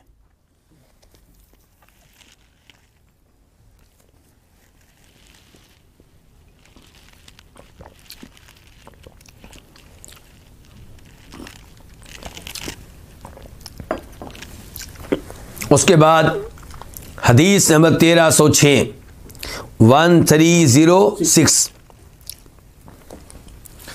قاف، اس حدیث کے بیان کرنے پہ اتفاق ہے کس کس کا؟ بخاری کو امام مسلم، امام بخاری کا اور امام مسلم کا۔ ان عائشہ رضی اللہ عنہا، روایت ہے ام المؤمنین عائشہ رضی اللہ تعالی عنہا سے، قالت، وہ کہتی ہیں، جاءت بریرہ، بریرہ آئی، فقالت، تو بریرہ نے کہا، انی کاتبت اہلی علی 9 اواق، میں نے اپنے مالکوں سے مکاتبت کی ہے، معاہدہ کیا ہے 9 اوقیے پہ۔ بریرہ کیا ہے؟ لونڈی ہیں۔ بریرہ کیا ہے؟ لونڈی ہیں، اور اپنے مالک سے انہوں نے معاہدہ کر لیا ہے کہ اگر میں آپ کو 9 اوقیے دے دوں تو آپ مجھے آزاد کر دیں۔ مالک نے کہا ٹھیک ہے۔ اچھا 9 اوقیے، ایک اوقیہ کتنے کا ہوتا ہے؟ 40 درہم کا۔ تو 9 اوقیے کو ضرب دیں 40 سے تو کتنے ہوئے؟ شاید 480 ہوئے۔ 390 جی 9 کو اگر آپ، میرے خیال میں 480 ہوتی ہیں۔ بہرحال 480 درہم، میرا اندازہ یہی ہے، آپ دیکھ لیں کر لیں، اچھی بات ہے۔ تو 480 درہم کے اوپر معاہدہ ہوا ہے بریرہ کا اپنے مالکوں سے۔ لیکن یہاں پہ ایک اشکال ہے کہ ادھر آیا ہے 9 اوقیہ، جبکہ کچھ روایات میں آیا ہے 5 اوقیے۔ اب یہاں پہ کیا کریں؟ جو نبی علیہ الصلوۃ والسلام کی عظمت کو نہیں سمجھتا، نہیں جانتا، جو آپ کی احادیث کے مقام کو نہیں پہچانتا، وہ اعتراض کرے گا، وہ کہے گا لو جی تمہارے نبی کی احادیث میں کیا ہے؟ تعارض ہے، تناقض ہے، تضاد ہے۔ کبھی ام المومنین عائشہ کہتی ہیں کہ 9 اوقیے، اور کبھی کہتی ہیں کہ بریرہ نے کہا تھا کہ 5 اوقیے پہ مکاتبت ہو چکی ہے۔ تو یہ الفاظ اس کے ہوں گے جو آپ کی عظمت کو اور آپ کی احادیث کی عظمت کو نہیں جانتا، اور جو جانتا ہے وہ کیا کہے گا؟ وہ کہے گا دونوں باتیں ٹھیک ہیں، معاہدہ ہوا تھا مجموعی طور پہ 9 اوقیے پہ، اور جب بریرہ مدد لینے کے لیے آئی ہیں ام المومنین عائشہ کے پاس، تب کتنے رہ گئے تھے؟ 5 اوقیے۔ تو اس لیے انہوں نے کہا کہ میرا 5 اوقیے پہ معاہدہ ہوا ہے، ان کے 5 اوقیے باقی رہ گئے ہیں۔ تو بریرہ نے کہا کہ انی کاتبتو، میں نے مکاتبت کی ہے، معاہدہ کیا ہے، اہلی اپنے مالک سے، علاتی اواخن، کتنے اوقیے پہ؟ 9 اوقیے پہ، اور ایک اوقیہ کتنے کا ہوتا ہے؟ 40 درہم کا۔ فی 360 بنتے ہیں۔ اچھا، فی کل عام اوقیہ، تو ہر سال میں ایک اوقیہ معاہدہ ہوا ہے، تو ہر سال میں کتنے اوقیے دینے ہیں؟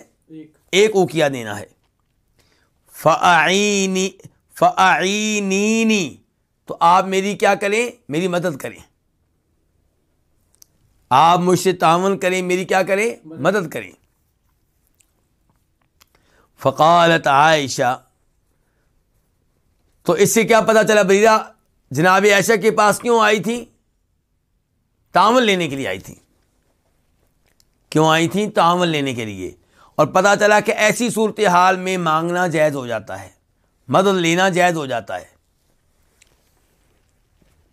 کیونکہ لونڈی بن کر زندگی گزارنا کوئی آسان کام نہیں ہے، اور ہر انسان کا حق ہے کہ وہ آزاد ہو۔ تو اپنی آزادی کے لیے جو محنت کرے، کوشش کرے، اس کا ساتھ دینا چاہیے، اسے تعاون کرنا چاہیے۔ اور یہاں پہ یہ بھی ہے کہ بریرہ نے تعاون مانگا ہے کس سے؟ ام المومنین عائشہ سے۔ اور ام المومنین عائشہ زندہ تھیں یا فوت ہو چکی تھیں؟ زندہ تھیں۔ تو پتہ چلا کہ زندہ آدمی سے اس معاملے میں تعاون مانگنا جائز ہے جس معاملے میں وہ تعاون کرنے کی استطاعت رکھتا ہو، جس معاملے میں وہ تعاون کر سکتا ہو، جس معاملے میں تعاون کرنا انسان کے بس میں ہوتا ہے، انسان کی طاقت میں ہوتا ہے، تو اس معاملے میں زندہ انسان سے تعاون لینا جائز ہے، اور یہ شرک نہیں ہے۔ یہ میں اس لیے وضاحت کر رہا ہوں کہ جب ہم شرک سے روکتے ہیں تو شرک کا ارتکاب کرنے والے ایسی روایات ہمارے سامنے رکھتے ہیں، وہ کہتے ہیں کہ اگر یہ جائز نہیں ہے تو دیکھو حدیث میں ام المومنین عائشہ سے مدد مانگی گئی ہے، تو کیا وہ بھی شرک ہے؟ بھائی ام المومنین عائشہ زندہ تھیں اور مدد مانگی گئی اس مسئلے میں جس مسئلے میں اللہ نے انسان کو مدد دینے کی طاقت دی ہے، لیکن قبر والے کو پکارنا، جبکہ اللہ تعالیٰ کہیں قبر والے نہیں سنتے، تو یہ آپ گویا کہ قبر والے کو اللہ کے ساتھ ملا رہے ہیں، کہ جیسے اللہ تعالیٰ بظاہر نظر نہیں آتے اور اوپر ہیں پھر بھی سنتے ہیں، ایسے ہی قبر والا نیچے ہے، نظر نہیں آتا، مٹی کے نیچے ہے پھر بھی سنتا ہے، اور جیسے اللہ آسمانوں کے اوپر سے مدد کرنے پہ قادر ہیں، ایسے ہی یہ قبر میں سے مدد کرنے پہ قادر ہے۔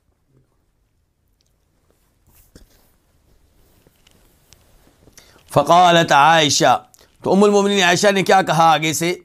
بریرہ سے کہا ان احب اہلک، اگر تمہارا مالک چاہے یا تمہارے گھر والے چاہیں، یعنی کہ جو تمہارے مالکان ہیں وہ چاہیں، کیا چاہیں کہ ان اعدھا لہم عدۃ واحدہ، کہ میں یہ اوقیے، یہ قیمت جو ہے ان کے لیے ایک ہی دفعہ شمار کر دوں، انہیں ایک ہی دفعہ دے دوں، یکمشت دے دوں، وَأُعْتِقَكِ، اور تمہیں آزاد کر دوں، فالتو تو میں ایسا کرنے کے لیے تیار ہوں۔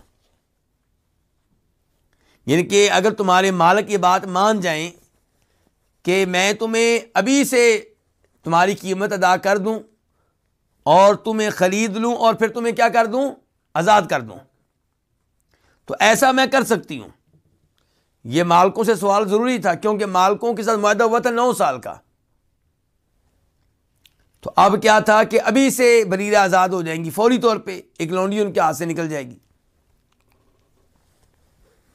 وَيَكُونُ وَلَاؤُكِ لِي، اپنے مالکوں سے بات کرو کہ میں انہیں یکمشت قیمت دے دیتی ہوں اور تمہیں آزاد کر دیتی ہوں، اگر وہ مان جائیں تو میں ایسا کر سکتی ہوں، اگر وہ پسند کریں تو میں ایسا کر سکتی ہوں۔ فالتو یہ جواب ہے کس کا؟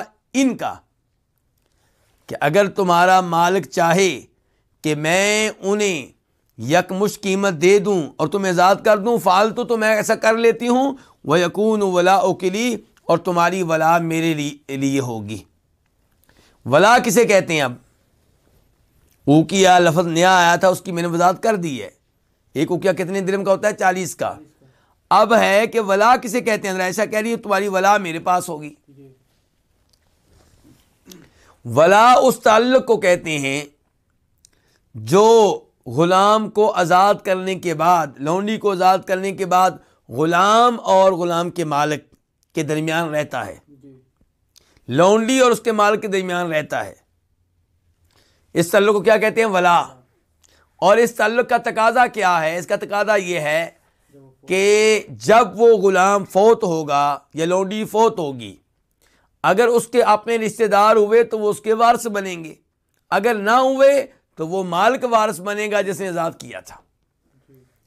مثال کے طور پہ ہم بریرہ کو لے لیتے ہیں رضی اللہ تعالی عنہ، کہ جب یہ فوت ہوں گی، اگر ان کا اپنا بیٹا ہوا تو ظاہر ہے وہ ان کا وارث بنے گا، لیکن اگر ان کا کوئی بیٹا نہ ہوا، ان کا شوہر نہ ہوا، تو پھر وارث کون بنے گا؟ پھر ام المومنین عائشہ بنے گی، کیونکہ آزاد انہوں نے کیا ہے۔ یہ مراد ہے۔ فذهبت الى اهلها، تو بریرہ گئیں اپنے مالک کے پاس، اپنے مالکان کے پاس۔ فابوا ذلك علیہا، تو انہوں نے یہ بات ماننے سے انکار کر دیا۔ حضرت عائشہ کی بات ماننے سے کیا کر دیا؟ انکار کر دیا۔ انکار کیوں کیا؟ میں ابھی سے بتا دوں تاکہ حدیث سمجھنا آسان ہو جائے۔ وہ یہ چاہتے تھے کہ ام المومنین عائشہ اگر خریدنا چاہتی ہیں بریرہ کو تو خرید لیں، اور پھر آزاد کرنا چاہتی ہیں کر دیں، لیکن ولا ہمارے پاس ہوگی۔ ولا کس کے پاس ہوگی؟ ہمارے پاس ہوگی۔ اور یہ بہت عجیب بات تھی ان کی، بھی آزاد کوئی کرے اور ولا کسی کے پاس ہو۔ اگر آپ ولا اپنے پاس رکھنا چاہتے ہیں تو پھر آپ آزاد کریں، لیکن آپ آزاد کرنے کے بجائے بیچنا چاہتے ہیں، اور جس کو بیچیں گے وہ آزاد کرے گا تو ولا اس کی بجائے ان کو ملے، یہ عجیب بات تھی۔ فقالت، تو کہنے لگی، کون؟ بریرہ واپس آ کے کہہ رہی ہیں، پہلے گئی ہیں نا اپنے مالکان کے پاس، تو انہوں نے یہ بات ماننے سے انکار کر دیا، جناب عائشہ کی پیشکش قبول کرنے سے انکار کر دیا۔ فقالت، تو بریرہ نے واپس آ کے کہا، انی قد عرضت ذلک علیہم، میں نے یہ چیز ان کے سامنے رکھی ہے، میں نے یہ چیز ان کو پیش کی ہے۔ فابوا، تو انہوں نے انکار کر دیا ہے، الا یکون الولاء لہم، مگر یہ کہ ولا ان کے لیے ہو۔ وہ کہتے ہیں تمہیں تب بیچیں گے جب تمہاری ولا ہمارے پاس ہوگی، ورنہ نہیں۔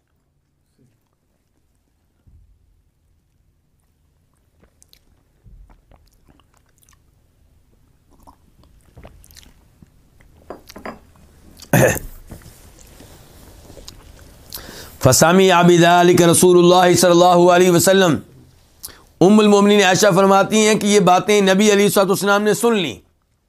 فسألنی، تو آپ نے مجھ سے سوال کیا بھئی کیا معاملہ ہے، کیا ہو رہا ہے. فاخبرتہ، تو میں نے آپ کو پوری بات بتا دی. فقال، تو آپ نے کہا خذیہا، اس کو لے لو. کس کو؟ بریرہ کو. بریرہ کو لے لو، ان کے خرید لو. فآتقیہا، اور اسے کیا کر دو، آزاد کر دو. واشترطی لہم الولا، اور ان کی ولا کی شرط جو ہے وہ قبول کر لو. وہ کہتے ہیں ولا ہمارے پاس رہے گی، تم یہ بات مان لو. فإنما الولاء لمن اعتق، کیونکہ ولا اسی کی ہوتی ہے جو آزاد کرے. یعنی کہ تم ان کی شرط مان بھی لو، کوئی فرق نہیں پڑے گا. شرط مان بھی لو، کوئی فرق نہیں پڑے گا. کئی علماء کرام کہتے ہیں واشترطی لہم الولا کا مفہوم یہ ہے کہ تم ان پہ ولا کی شرط لگا دو. کن پہ؟ مالکوں پہ. جی. کہ وہ شرط لگا رہے ہیں کہ ولا ہماری ہوگی، ایسا تم خرید لو بریرہ کو اور آزاد کر دو، اور مالکان سے کہہ دو کہ شرط ولا میری ہوگی. ان کی شرط ماننے کی بجائے اپنی شرط آپ رکھ دیں ان کے سامنے کہ ولا میری ہوگی تبھی میں خریدوں گی. لیکن بہرحال عام طور پہ جو معنی کیا جاتا ہے وہ یہی ہے کہ واشترطی لہم الولا، ان کی شرط ولا مان لو. فإنما الولاء لمن اعتق، کیونکہ ولا تو اسی کی ہوگی جو آزاد کرے گا. ان کے شرط لگا دینے سے ان کو کوئی فائدہ نہیں ہونے والا. قالت عائشہ، ام المومنین عائشہ کہتی ہیں فقام رسول اللہ صلی اللہ علیہ وسلم فی الناس، تو نبی علیہ السلام لوگوں میں کھڑے ہوئے. فحمد اللہ وثنا علی، آپ نے اللہ کی حمد و ثنا بیان کی، اللہ کی حمد بیان کی، وثنا علی، اور اللہ کی ثنا بیان کی. ثم قال، پھر آپ نے کہا، ان کے خطبہ دینے کے لیے آپ کھڑے ہوئے اور خطبے میں آپ نے کہا اما بعد، حمد و صلات کے بعد.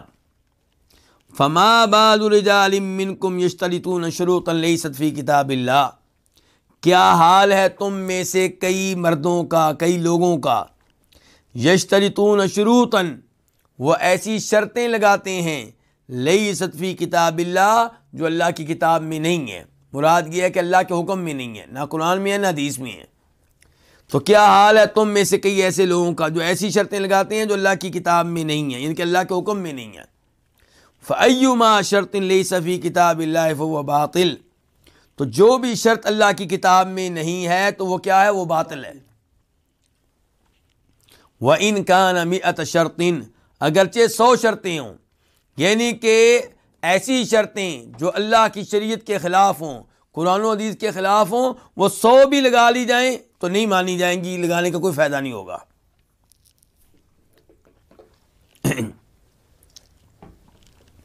فقضاء اللہ احق، آپ نے فرمایا اللہ کا جو فیصلہ ہے وہ زیادہ حقدار ہے. کس چیز کا؟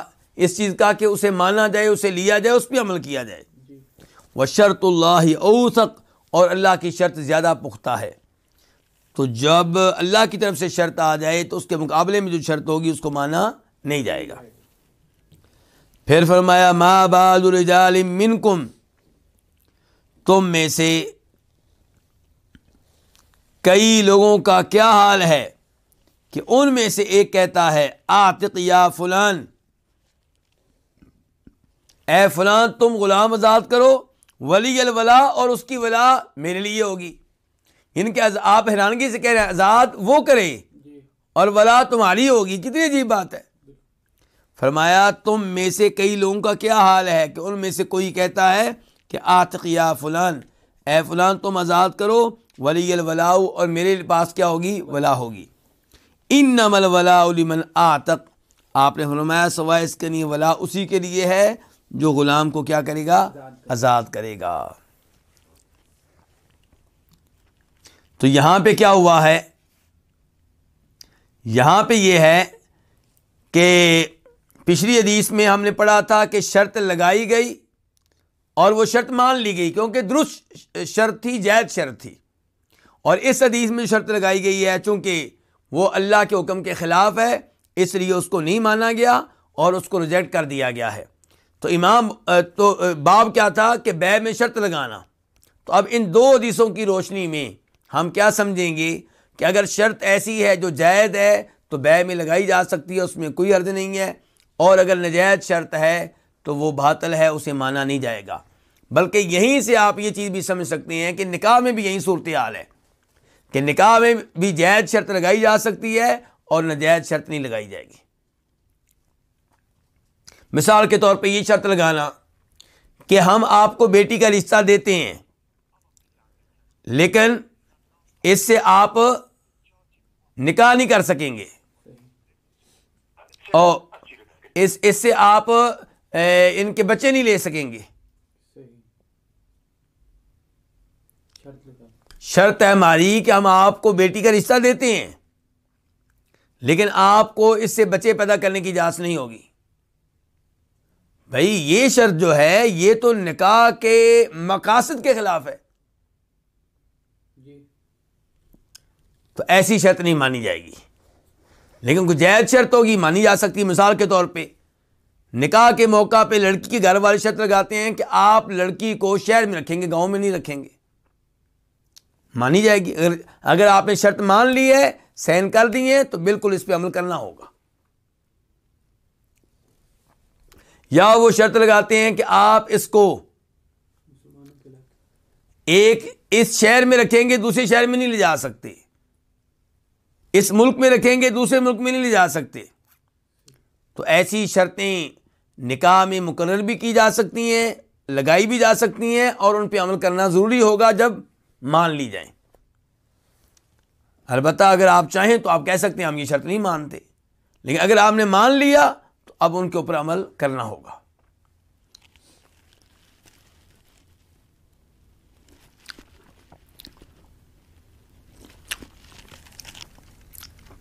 بیع میں ایک غلط شرط کیا لگائی جا سکتی ہے, میں آپ کو مثال دینا چاہوں گا. مثال کے طور پہ میں آپ کو گھر بیچتا ہوں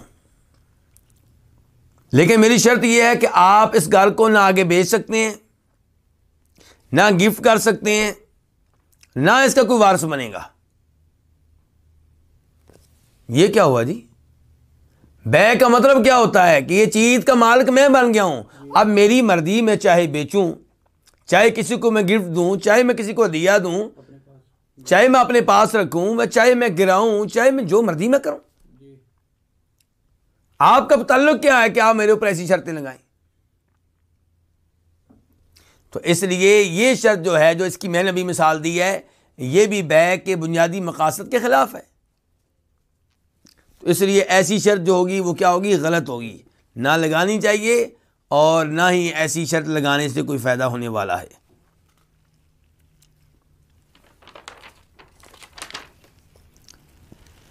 تو یہ چند باتیں تھیں اس حدیث کے تعلق سے.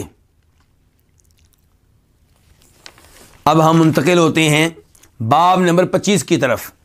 یہ باب کیا ہے؟ باب السلم. یہ کس کی طرف, کون سا باب ہے؟ باب السلم. سلم کا ایک عربی میں نام سلف بھی ہوتا ہے. سلف, سلم دونوں ایک جیسے لفظ ہیں, دونوں کا معنی بھی ایک جیسا ہی ہے.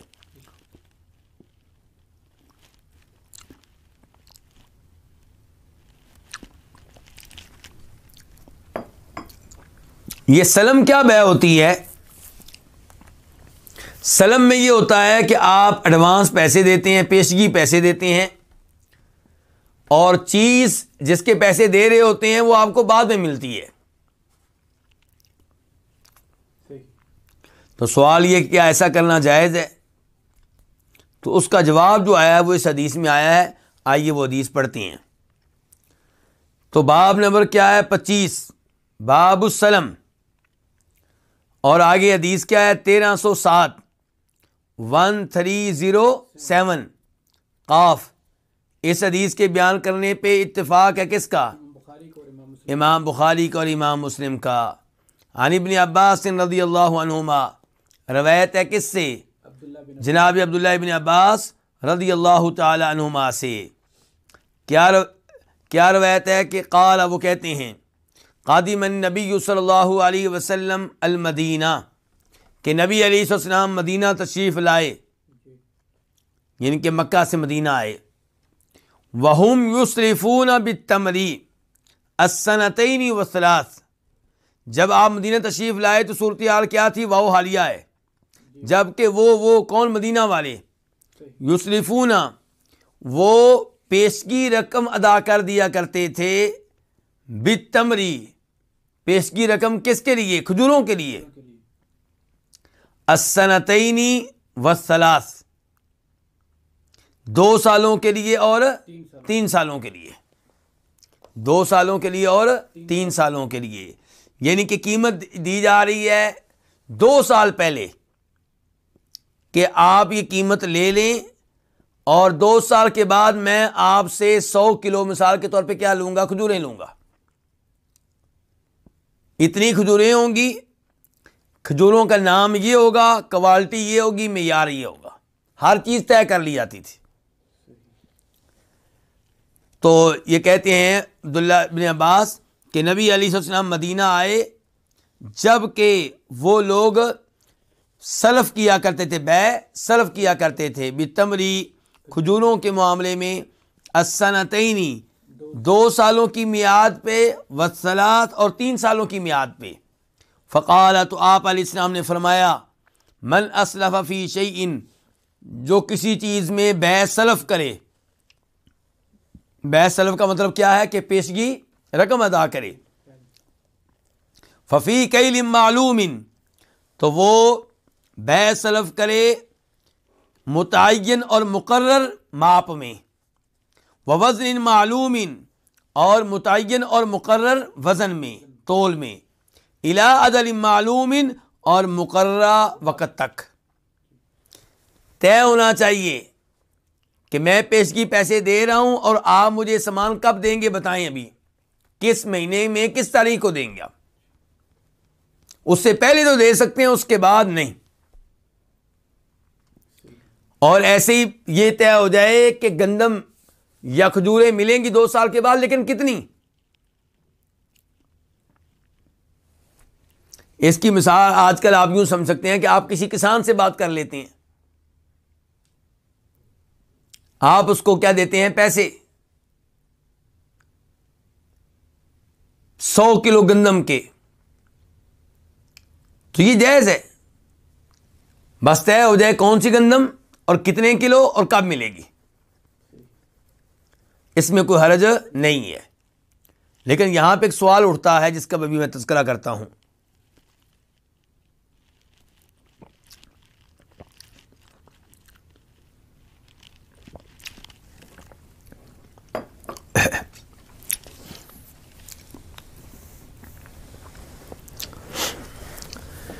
کہ ایک حدیث میں آیا ہے کہ لا تبع ما لیس عندک، ابو داؤد شریف کی حدیث ہے. حکیم بن حزام سے کہا تھا نبی علیہ السلام نے وہ چیز نہ بیچو جو تمہارے پاس نہیں ہے، اس چیز کی بیع نہ کرو جو تمہارے پاس نہیں ہے. تو یہ جو بیع سلم اور سلف ہے 2 سال پہلے کے پیسے دے دیے گئے ہیں، تو کیا جس چیز کے پیسے دیے گئے ہیں وہ موجود ہے؟ نہیں.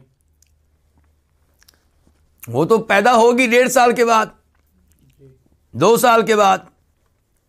تو یہ پھر کیسے جائز ہو گیا؟ جبکہ اس حدیث میں کہا گیا تھا کہ تم اس چیز کی بیع نہ کرو جو تمہارے پاس نہیں ہے. تو کیا یہاں پہ بیع نہیں کی جا رہی اس چیز کی جو اس کے پاس نہیں ہے، جو پیسے لے رہا ہے؟ تو کیا جواب ہوگا اس کا؟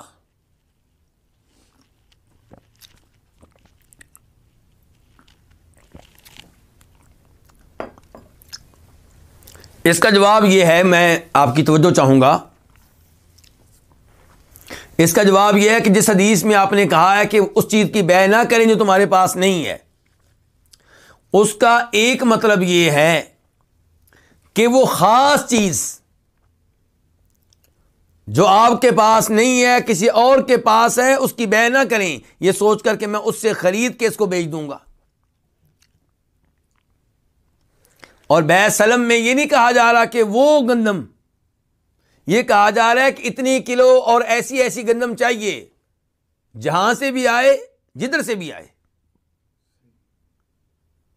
اور وہ جو کہا گیا کہ آپ وہ چیز نہ، اس چیز کی بیع نہ کریں جو آپ کے پاس نہیں ہے، اس کا مطلب یہ ہے کہ آپ کے پاس ایک گاڑی ہے. آپ کے پاس کیا ہے؟ ایک گاڑی ہے. مجھے اور ایک آدمی اس گاڑی کو خریدنا چاہتا ہے، اس خاص گاڑی کو جو آپ کے پاس ہے، تو میں اس سے بے کر لیتا ہوں. میں کہتا ہوں ٹھیک ہے، مارکیٹ میں مثال کے طور پہ میں مثال اپنی طرف سے دے رہا ہوں، مارکیٹ میں یہ گاڑی ہے مثال کے طور پہ 10 لاکھ روپے کی. میں کہتا ہوں اتنی تمہیں یہ گاڑی پیاری لگتی ہے نا، تو میرے ساتھ کر لو بے 12 لاکھ روپے میں. اب مجھے یقین ہے کہ جب 12 لاکھ ہوں گے تو آپ بیچ ہی دیں گے. اب جب میں نے ان سے بے کی ہے، کیا میں اس گاڑی کا مالک ہوں؟ نہیں ہوں. اور بے کس کی ہوئی ہے؟ خاص گاڑی کی، متعین گاڑی کی، مقررہ گاڑی کی. تو یہ صورت جو ہے یہ جائز نہیں ہے. اور اس حدیث کا دوسرا مطلب یہ ہو سکتا ہے لا تبع ما لیس عندک، کہ آپ اس چیز کی بے نہ کریں جو آپ کے پاس نہیں ہے، یعنی کہ جس چیز کی آپ قدرت بھی نہیں رکھتے، یعنی کہ ایسی کوئی امید نہیں ہے کہ آپ اس چیز کو کوئی قدرت رکھ سکیں گے. مثال کے طور پہ پرندہ اڑا جا رہا ہے، وہ اس کی میں بے کر لیتا ہوں کہ یہ پرندہ میں آپ کو پکڑ کے دوں گا، آپ میرے ساتھ بے کریں. اس کی بھی معلوم نہیں وہ ہمارے ہاتھ میں آئے کہ نہ آئے. جہاں تک تعلق ہے اس بے کا جس کا تذکرہ اس حدیث میں آیا ہے جو ابھی ہم پڑھ رہے ہیں، بے سلم والی، تو یہاں پہ مثال کے طور پہ آپ گندم خریدتے ہیں تو یہ طے نہیں ہوتا کون سی گندم، یہ طے نہیں ہوگا کس باغ کی گندم. عام گندم، یہ اس کی کوالٹی ہونی چاہیے اور اتنا اس کا وزن ہونا چاہیے اور فلاں تاریخ تک مجھے مل جانی چاہیے. تو اس کی اجازت ہے اور اس میں انشاءاللہ کوئی حرج نہیں ہے. گاڑی میں مثال دے رہا تھا آپ کی گاڑی کی، تو اس میں گاڑی کی بے سلم ہو سکتی ہے، بالکل ہو سکتی ہے. کیسے؟ میں آپ سے کہوں کہ مجھے گاڑی چاہیے اس کمپنی کی، اس نام کی، یہ ماڈل چاہیے، یہ رنگ چاہیے، ٹھیک ہے، چاہے آپ کے پاس ابھی نہ ہو. اور ایسا ہوتا ہے، ہم ایسا کرتے ہیں. ہم لوگ صبح و شام یہ ہم بے کرتے ہیں، پیشگی ہم پیسے دیتے ہیں ایڈوانس، اور وہ چیزیں خریدتے ہیں جو ان کے پاس نہیں ہوتی، لیکن وہ متعین چیز نہیں ہوتی. اس میں یہ ہوتا ہے کہ ایسی چیز مجھے چاہیے، ایسی چیز مجھے چاہیے. تو اس میں انشاءاللہ کوئی حرج نہیں ہے.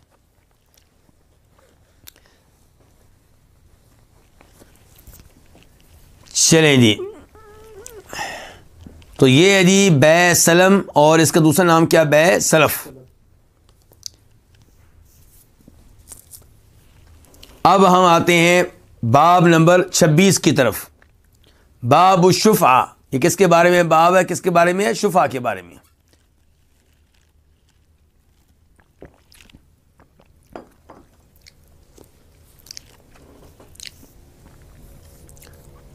حدیث نمبر 1308 1308 قاف. اس حدیث کے بیان کرنے پہ اتفاق ہے کس کا؟ امام بخاری کا اور امام مسلم کا. عن جابر بن عبداللہ رضی اللہ عنہما، روایت ہے جناب جابر بن عبداللہ رضی اللہ عنہما سے، قال، وہ کہتے ہیں، قضا رسول اللہ صلی اللہ علیہ وسلم بالشفعۃ فی کل مال لم یقسم، کہ نبی علیہ الصلوۃ والسلام نے شفعے کا فیصلہ دیا، شفعے کا فیصلہ کیا ہر اس مال میں جو تقسیم نہ کیا گیا ہو. ہر مال سے مراد ہر دکان، ہر باغ، ہر زمین، چاہے وہ گھر بنانے کے لیے ہو یا کھیتی کے لیے ہو، فصل کاشت کرنے کے لیے ہو. تو اگر کوئی ایسی زمین ہے، کوئی ایسی دکان ہے، کوئی ایسا باغ ہے جس میں 2 آدمی شریک ہیں. کتنے آدمی شریک ہیں؟ 2 آدمی. اور دونوں کے حصے جو ہیں وہ کیسے ہیں؟ ایک ساتھ ملے ہوئے ہیں، یعنی کہ پہچان نہیں ہے کہ کس کا کون سا حصہ ہے. یہ پتا ہے کہ اس زمین کے 2 مالک ہیں، یہ پتا ہے کہ اس دکان کے 2 مالک ہیں، یہ پتا ہے کہ اس باغ کے 2 مالک ہیں، لیکن خود مالکوں کو بھی نہیں پتا، کیونکہ ایسی تقسیم کی نہیں گئی. ان کو بھی نہیں پتا کہ میرا حصہ کون سا ہے، میرا اور اس کا کون سا ہے. بس یہ ہم دونوں اس کے مالک ہیں. تو اگر آپ کسی ایسی زمین، دکان، باغ وغیرہ کے مالک ہیں جس میں کوئی اور بھی آپ کے ساتھ شریک ہے، چاہے آپ کا سگا بھائی ہو یا کوئی دوست ہو یا پڑوسی ہو، کوئی بھی ہو، تو آپ اگر اپنا حصہ بیچنا چاہتے ہیں تو پہلے آپ اپنے ساتھی سے رابطہ کریں، اس سے پوچھیں کہ بھائی میں یہ چیز اتنے میں بیچنا چاہتا ہوں، کیا آپ خریدنا چاہتے ہیں؟ اگر وہ خریدے تو اس کا حق پہلے ہے، اس کا نمبر پہلے ہے، اور اگر وہ نہ خریدے پھر آپ کسی اور کو بیچ سکتے ہیں۔ تو اسی کے بارے میں اس کو کیا کہتے ہیں؟ حق شفا۔ اب اگر آپ نے مجھ سے پوچھے بغیر اپنا حصہ اس دکان کا بیچ ڈالا جس میں میں آپ کا شریک ہوں، تو میں آپ کو عدالت میں لے جا سکتا ہوں، اور میں کیا کہوں گا؟ میں کہوں گا کہ میں حق شفا کر رہا ہوں، میرا حق بنتا تھا کہ یہ مجھے بیچتے، انہوں نے کسی اور کو بیچ دیا ہے، اور شریعت نے یہاں پہ بھی لوگوں کو لڑائی جھگڑے سے بچانا چاہا ہے۔ حقیقت یہ ہے، شریعت ہمیں بچاتی ہے مسائل سے، مشکلات سے، لڑائی جھگڑوں سے۔ دیکھیں، جس زمین میں آپ میرے ساتھ شریک ہیں اس میں میں اپنے حصے کا کسی اور کو مالک بنا کے چلا جاؤں تو ہو سکتا ہے اس کی آپ کے ساتھ لگتی ہو، آپ کے ساتھ اس کی پہلے سے اختلافات چل رہے ہوں، یا وہ آدمی کچھ شریف آدمی نہ ہو، بدماش قسم کا آدمی ہو، تو وہ تو آپ کو تنگ کرے گا، آپ کو پریشان کرے گا۔ اس لیے شریعت نے کہا ہے کہ بجائے اس کے کہ میں کسی اور کو یہاں پہ بٹھاؤں، پہلے آپ سے رابطہ کروں۔ لیکن یہ ساری باتیں اس زمین کی، دکان کی ہیں جہاں پہ جو دو پارٹنر ہیں، دو شریک ہیں، ان کے حصے الگ الگ نہیں ہیں۔ اگر میرا پلاٹ الگ ہے، آپ کا الگ ہے، تو میں بیچنا چاہوں تو میں آپ کو بتائے بغیر بیچ سکتا ہوں۔ اگر الگ ہے، پہچان الگ ہے، راستے الگ ہیں، ہر چیز واضح ہے۔ چلیں جی، دیکھیں اب جابر بن عبداللہ سے روایت ہے، کہتے ہیں قضا رسول اللہ، فیصلہ کیا اللہ کے رسول علیہ السلام نے، بالشفاء، شفا کا، فی کل مال لم یقسم، ہر اس مال میں جو تقسیم نہ ہوا ہو، سمجھ رہے ہیں نا، جو تقسیم نہ ہوا ہو۔ فَإِذَا وَقَعَتِ الْحُدُودُ، جب حدود واقع ہو جائیں، حدود قائم کر دی جائیں، حد بندی ہو جائے، کیا ہو جائے؟ حد بندی، بارڈر قائم ہو جائیں، یہ میرا حصہ ہے، یہ آپ کا حصہ ہے۔ وَصُرِّفَتِ الطُّرُقُ، اور راستے واضح ہو جائیں، راستے بنا دیے جائیں، فلا شفا، تو پھر کوئی شفا نہیں ہے۔ شفا کا حق وہاں پہ ہے جہاں پہ دونوں شریک ایسے ہوں کہ ان کے آپس میں حد بندی نہ ہوئی ہو، اور جہاں پہ حد بندی ہو گئی تو وہاں پہ میں کسی کو بھی بیچ سکتا ہوں، آپ سے رابطہ کرنا ضروری نہیں ہے۔ البتہ یہاں پہ ایک اور بات ذہن میں رکھنے والی ہے کہ اگر میں اپنا حصہ کسی کو گفٹ دوں تو پھر آپ حق شفا نہیں کر سکیں گے۔ اگر میں بیچوں تو پھر آپ کریں گے، پھر آپ کہیں گے بھی میں خریدنے کے لیے تیار ہوں، لیکن اگر میں اپنا حصہ جو آپ کے ساتھ ہے، میرا حصہ، ایک ہم شریک ہیں، اور یعنی کہ ایسا شریک ہیں کہ پہچان بھی نہیں ہے کہ کس کا حصہ کون سا ہے، بس اتنا پتا ہے کہ آدھا حصہ میرا، آدھا آپ کا، یا 2/3 آپ کا، 1/3 میرا، یا 3/4 آپ کا ہے، 1/4 میرا۔ تو ایسی چیز میں اگر میں کسی اور کو اپنا حصہ دے رہا ہوں بطور ہبہ، بطور گفٹ، تو وہاں پہ آپ میرے خلاف حق شفا نہیں کر سکیں گے۔ کیا کریں گے کہ میں آپ کو گفٹ کر دوں؟ یہ تو ممکن نہیں ہے، میں جس کو چاہوں گفٹ کروں۔ ایسے ہی میرا حصہ بطور وراثت میرے بیٹے کے پاس چلا جائے تو یہاں پہ بھی آپ حق شفا نہیں کر سکیں گے۔ یا میں نے اپنا حصہ صدقہ خیرات کر دیا تو یہاں پہ بھی آپ حق شفا نہیں کر سکیں گے۔ چلیں اب حدیث نمبر ہے 1309، 1309 خواہ۔ اس حدیث کو روایت کرنے والے امام کون ہے؟ امام بخاری۔ عن عمرو بن شرید روایت ہے عمر بن شرید سے، اور عمر بن شرید جو ہیں یہ تابعی ہیں، اور ان کے والد شرید جو ہیں وہ صحابی ہیں۔ تو عمر بن شرید سے روایت ہے، وہ کہتے ہیں وقفت علی سعد بن ابی وقاص، میں سعد بن ابی وقاص کے پاس کھڑا تھا، میں سعد بن ابی وقاص کے پاس کھڑا تھا رضی اللہ تعالی عنہ۔ اور سعد کے بارے میں ہم سب جانتے ہیں کہ عشرہ مبشرہ میں سے ہیں، بڑے عظیم صحابی ہیں۔ فجاء المسور بن مخرمہ، تو وہاں پہ آ گئے، پہنچ گیا کون؟ مسور بن مخرمہ، اور یہ بھی صحابی ہیں، چھوٹے صحابہ کرام میں سے ہیں۔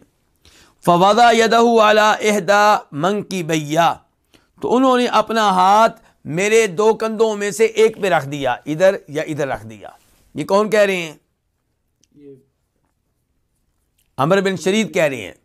عمر بن شرید کہہ رہے ہیں کہ میں سعد بن وقاص کے پاس موجود تھا، مسور بن مخرمہ آئے اور انہوں نے اپنا ہاتھ میرے دو کندھوں میں سے کسی ایک پہ رکھ دیا۔ اذ جاء ابو رافع مولى النبی صلی اللہ علیہ وسلم، تب آئے ابو رافع جو کہ نبی علیہ السلام کے آزاد کردہ غلام ہیں، تب وہ پہنچ گئے۔ ابو رافع یہ قبطی تھے، کون تھے؟ قبطی تھے۔ فقال، تو انہوں نے آ کے کہا، کنہوں نے کہا؟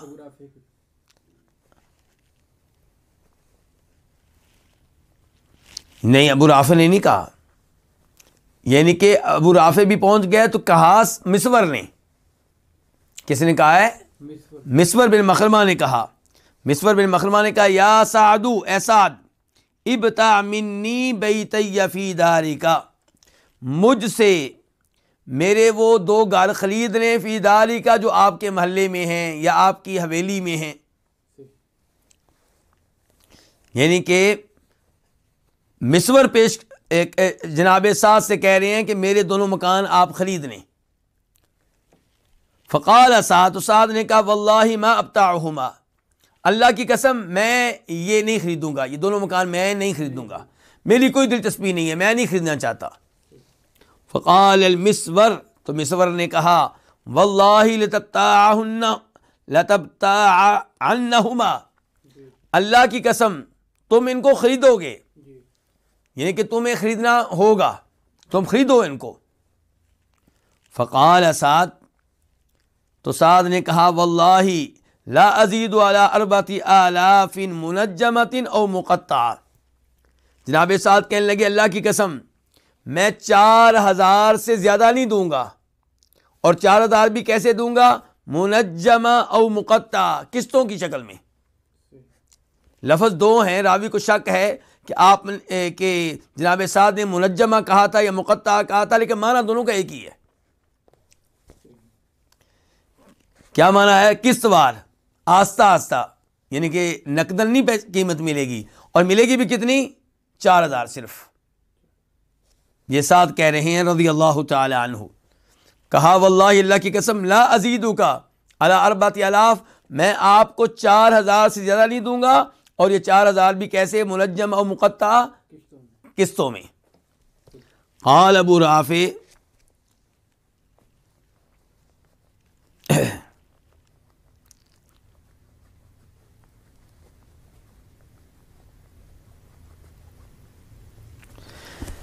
معذرت کے ساتھ، یہ جو اوپر کہا گیا تھا کہ مکان بیچنے والے کون ہیں، تو وہ ابو رافع ہیں۔